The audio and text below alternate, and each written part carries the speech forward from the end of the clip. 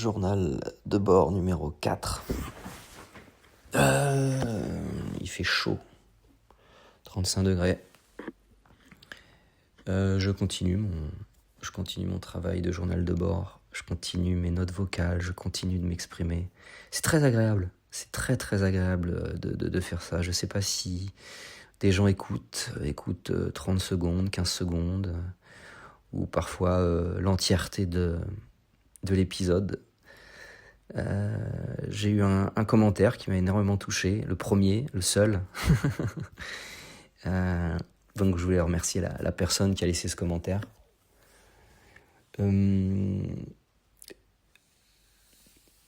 Qu'est-ce que j'aurais envie de raconter aujourd'hui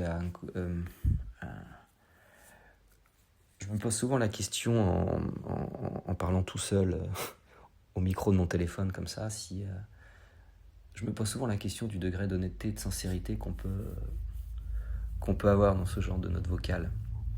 Sachant que même s'il y a deux personnes qui écoutent, ou une, ou même vis-à-vis de moi-même, hein, parce qu'il faut pas sous-estimer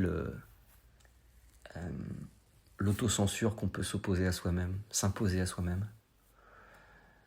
Voilà, bref, est-ce que je mets un filtre ? Est-ce que je filtre néanmoins ? Est-ce que mon cerveau filtre quelque chose avant de l'exprimer ? Probablement. J'avais envie de parler de ma jalousie aujourd'hui. La jalousie que j'ai du succès de beaucoup d'autres humoristes. Et succès plus ou moins mérité, hein. Beaucoup vont dire, mais voilà, il paraît que le public ne ment pas. Et moi, je pense que le public ment. Et je pense que le public peut être très très con et faire de succès de choses vraiment pourries. Et c'est étonnant quand t'es témoin, notamment en humour, de tout un public qui rit de certaines vannes, de certains artistes. Et je crois qu'être témoin de ça participe à ma volonté un peu de ne pas être plus dans la lumière, de ne pas vouloir prendre plus de place. Bon, j'ai conscience, hein, il y a un petit côté méprisant dans ma parole, dans mes mots, mais comme si j'étais supérieur à tout ça. Mais je crois que j'en veux plus au public, plutôt qu'aux artistes en tant que tels. Parce que bon, l'artiste propose, le public dispose.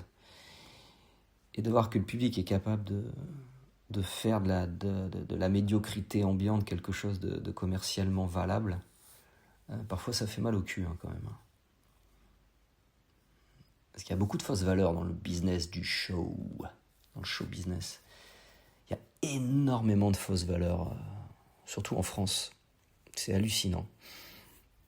Je connais très bien les États-Unis et le show business américain, que je suis depuis de nombreuses décennies. Et il y a quand même globalement une grande qualité de travail dans ce qu'ils proposent, notamment dans l'industrie du divertissement. Et ce qui n'est pas vraiment le cas chez nous. J'ai l'impression qu'on est vraiment des amateurs. Il n'y a pas à part quelques rares exceptions, on fonctionne dans des divisions vraiment mineures. Je vais dire comparé aux Américains, mais j'aurais même envie de dire, même comparé à des décennies précédentes chez nous. Bref, en tout cas, c'est ma jalousie qui parle, parce que c'était ça un peu le sujet. Et ce qui est dingue, c'est que, même au-delà de ça, je me rends compte que ma jalousie ne s'arrête pas à ceux qui le méritent. C'est-à-dire que... non, ce que je voulais dire... Non, c'est pas ça. Je veux dire que ma jalousie ne s'arrête pas à ceux qui ne le méritent pas. En tout cas, ceux que je considère ne le méritent pas. Mais je me rends compte c'est également pour ceux qui le méritent. Il y a toujours une pointe chez moi d'aigreur et de frustration de voir des gens qui ont fait le taf. Tu vois, qui ont fait ce qu'il fallait faire pour exister. Et moi-même, j'ai eu plusieurs opportunités. Hein. J'ai eu des opportunités. J'ai fait le Jamel Comedy Club, j'ai fait On ne demande qu'à en rire. On m'a proposé des choses et on m'a tendu des mains et j'en ai pris aucune. En fait, il y a toujours chez moi un esprit de contradiction. Il y a... C'est moins de contradiction, je veux dire qu'un côté un peu rebelle. Bon, c'est surtout un rebelle de supermarché. Mais je sais que pour moi, c'est le problème d'avoir été élevé dans une culture... je sais pas si vraiment le terme culture, mais... Disons que mes totems ou mes modèles ont toujours été un peu des mavericks, comme on dit aux États-Unis. Un peu des outcasts, des gens un peu à côté, toujours à part. Que ce soit en littérature, des mecs comme Bukowski, Hunter Thompson. Et chez les humoristes, celui qui m'a le plus, on va dire, touché ou influencé, ou en tout cas formé dans mes premières années, c'est un humoriste qui s'appelle Doug Stanhope, qui est vraiment le modèle même du maverick. Mais c'est des mecs qui ont joué le jeu du show business au départ, c'est ça que j'ai oublié. Les gars comme Doug Stanhope aussi, ils ont essayé au départ de jouer les règles du jeu et ensuite ils ont laissé tomber, mais ils ont quand même... Au départ, ils voulaient en croquer. Et... Bref, je sais pas si... J'arrive pas trop à formuler mon idée, mais... Ouais, en fait, ce que je veux dire, c'est qu'il y a chez moi, il y a toujours l'idée de rendre hommage dans tout ce que je fais. J'arrive pas à me regarder moi-même dans le miroir à chaque fois.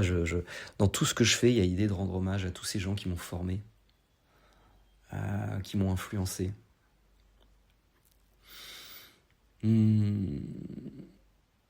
Et comment dire, et quand le problème de ces gens qui t'ont formé, qui t'ont influencé, sont des artistes plutôt à part, on a tendance à prendre un mauvais pli très vite dès le départ, de vouloir leur ressembler dans le côté un peu rebelle, plus ouais, c'est ça, un côté un peu rebelle. Et puis en plus, me concernant, si tu rajoutes à ça un modèle paternel qui lui aussi a un esprit de contradiction, parce que chez mon père, il y a toujours l'idée que quand même s'il me l'a jamais dit véritablement, mais je l'ai vu dans sa manière de fonctionner. Bref, il y a toujours chez mon père l'idée que le chemin tracé, la voie du milieu est pas la bonne, et que les chemins de travers sont toujours plus intéressants. Ce genre d'exemple, ça s'inscrit en toi. T'es tatoué de l'intérieur par ce genre de parcours dont tu as été témoin, que tu as observé. Et c'est exactement ce qui s'est passé avec moi quand j'ai voulu intégrer, il y a plus de 20 ans de ça, le milieu de l'humour. Oh, je ne l'ai pas très bien dit celui-là. Le milieu de l'humour, voilà. Dès que je suis arrivé, je me souviens, j'avais toujours un regard de côté. Pas vraiment de mépris, mais j'ai toujours eu un pied dedans, un pied dehors. Je me suis jamais véritablement impliqué à 100% dans ce milieu. Je sais même pas s'il y a un milieu, mais un problème d'engagement encore une fois, mais bref, un pied dedans, un pied dehors, quoi. Alors ça peut fonctionner si tu assumes complètement ça. Mais quand tu l'assumes pas ou que tu l'assumes plus et que ça devient, on va dire, plus une posture ou encore une fois un hommage pour moi à mon père et aussi à tous ceux que j'aimais dans la littérature, dans l'art, quel qu'il soit. Donc si c'est simplement une posture, au bout de plusieurs années, tu te rends compte que t'es bancal, quoi. Tu te retrouves en déséquilibre par rapport à ce que toi tu penses véritablement, comme si tu vivais avec 15 ans de retard. Et c'est très compliqué de rééquilibrer la chose et de se dire je vais jouer le jeu maintenant. Il y a quelque chose de perverti à l'intérieur.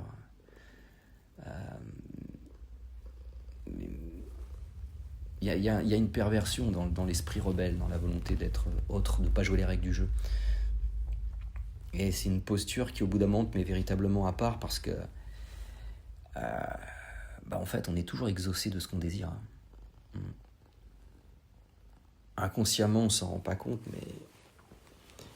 mais si tu as le désir inconscient d'être incompris, si tu as un peu l'orgueil ou on va dire l'espèce de fierté d'être autre, si tu ne veux pas faire partie du groupe, même sans l'exprimer, tu seras exaucé, tu feras pas partie du groupe. Alors au départ, il y a une valeur romantique à la chose. Au début, tu crois que tu vas pouvoir creuser ton sillon. Et d'ailleurs, tu le creuses, hein, ton sillon, mais tu le creuses tellement profondément qu'au bout d'un certain temps, il n'y a plus personne qui te voit. T'es tout seul avec ta petite lumière sur la tête, ton casque de mineur de fond avec ta petite lumière, et t'avances dans le noir. Et fais gaffe, hein, parce qu'il y a de moins en moins d'oxygène là-dessous. Voilà. Alors voilà, bon, c'est un peu ce que je voulais raconter ce soir. Avec mon chat à côté qui ronronne. Voilà, ça c'est apaisant, ça. Yes, c'était le journal de bord numéro 4 d'Alexis Macquart. Si vous êtes allé jusque-là, n'hésitez pas à me le dire. Laissez-moi un commentaire. Mettez un pouce, comme on dit. C'est motivant. Yes, à bientôt. Bye.